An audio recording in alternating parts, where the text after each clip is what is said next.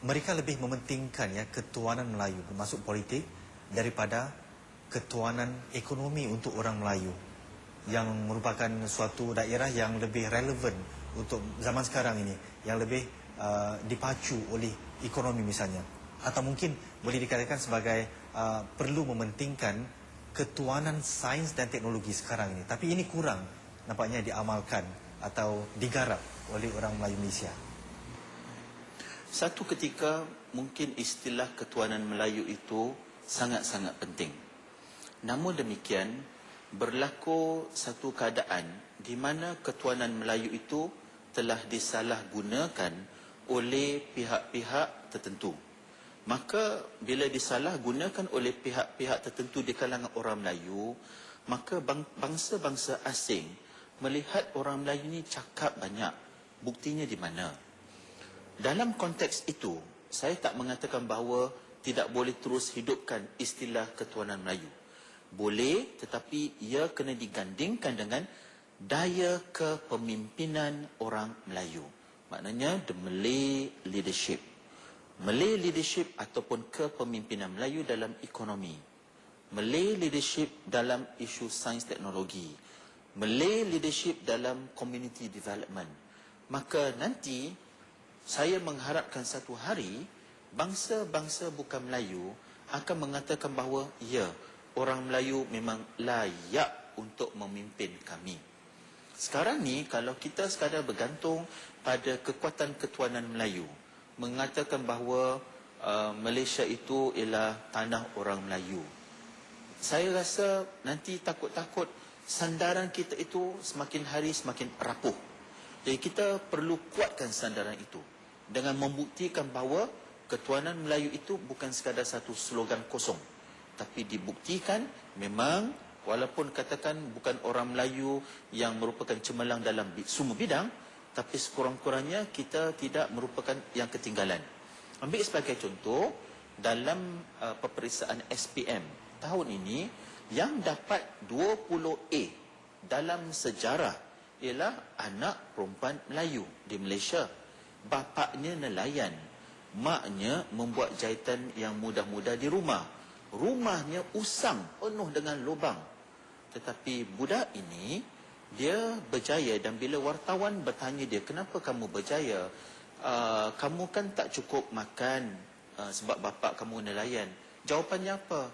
Kalau saya tak ada makanan, saya puasa. Rumah kamu begitu usang, kalau hujan jatuh kan nanti masuk hujan, saya pindah tempat. Kamu ini kadang-kadang kamu ini tak ada elektrik untuk nak belajar, saya pasang lilin. Maknanya budak Melayu perempuan itu yang dapat 20A, dia adalah insan yang tak memberi apa alasan dan sebab pun untuk dia nak gagal. Dan inilah keindahannya manusia. Kalau nak berjaya, dia mesti sentiasa bersifat positif, dia boleh capai. Datuk Aidil Ghazali, ya, anda sudah menulis dan menyunting ya sekitar 50 buah buku. Kongsi dengan kami ya, sebenarnya apa inspirasi anda? Saya menulis kerana saya nak menyebarkan ilmu.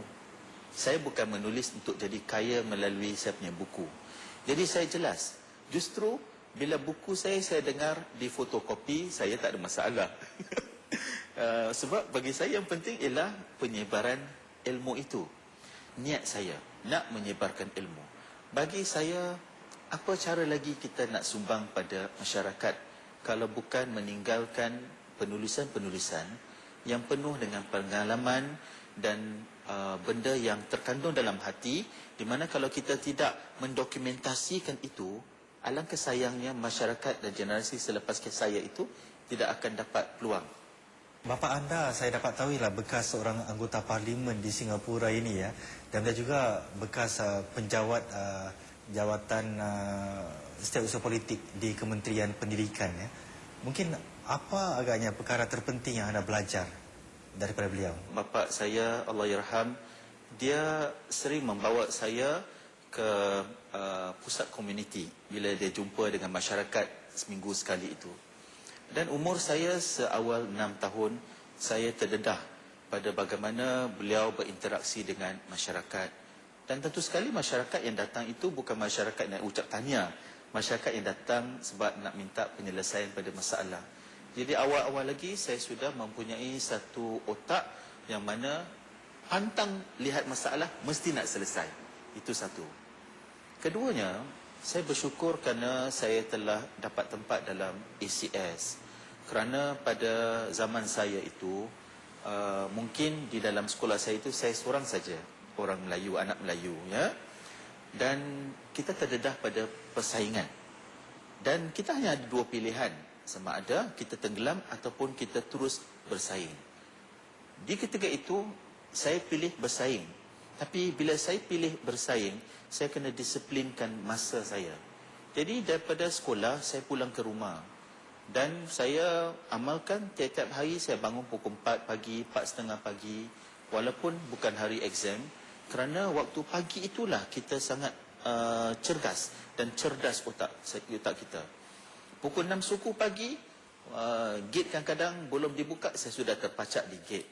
Dan saya amalkan itu. Sehinggalah sekarang, saya sudah bersilih ganti tempat kerja. Setiap tempat kerja saya duduk, termasuklah akademi saya, pukul 6 pagi saya sudah ada. Ini ialah soal pengurusan masa. Namun ini bukan sesuatu yang kita boleh buat semalaman. Dia mesti mula dengan apa yang kita nak capai dalam hidup. Itu kita kena jelas. Dato' Aidit Ghazali, terima kasih kerana sudi berbicara dengan kita untuk kali ini. Sama-sama.